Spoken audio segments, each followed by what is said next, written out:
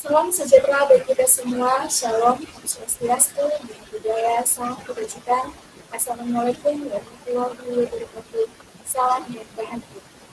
Perkenalkan, nama saya Sabtu Nurhati Setia, mahasiswa PTG calon guru tahun 2020. Di sini saya akan menjelaskan perbedaan pendekatan belajar pribadi dan psikologi. Yang pertama, pendekatan pribadi. Pendekatan pribadi adalah pendekatan yang fokus pada pemahaman konsep, berpikir kritis dan kreatif, juga analisis dan sintesis, serta masalahnya berbasis kehidupan sehari-hari.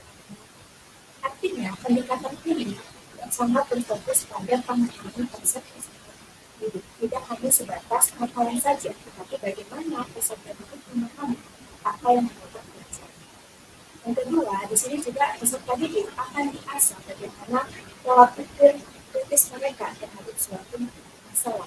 Mereka akan diminta untuk menganalisis kenapa hal tersebut bisa terjadi. Sementara, pendekatan pembelajaran sukses adalah pendekatan yang hanya ditemukan saja atau dampak.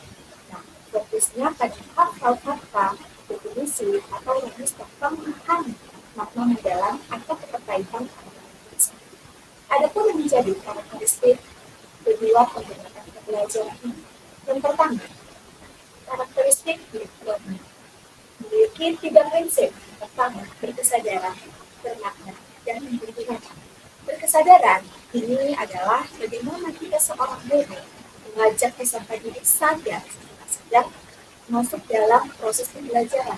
Mereka tahu apa yang akan dipelajari, mengapa mereka tahu juga apa manfaat yang akan dipelajari dan kenapa hal tersebut harus dipelajari. Dan kedua adalah bermakna.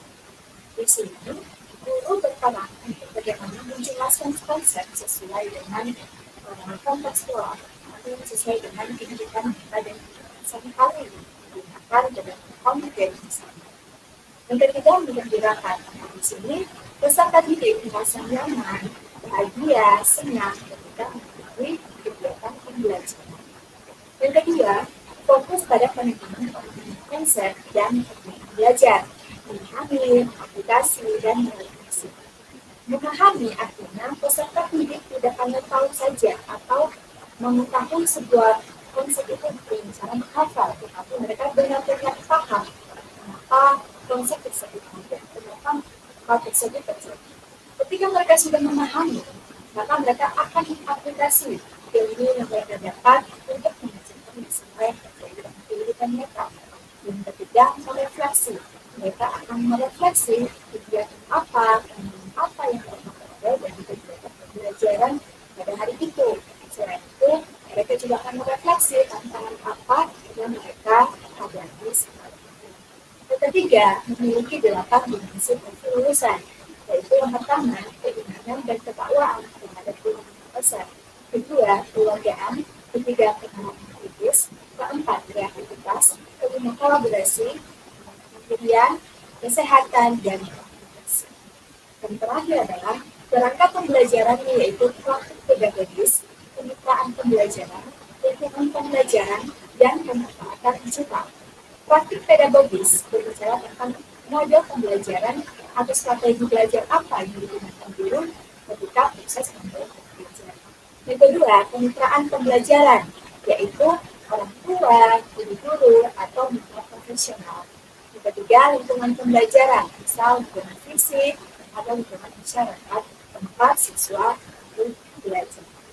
Yaitu terakhir, yaitu pemanfaatan digital.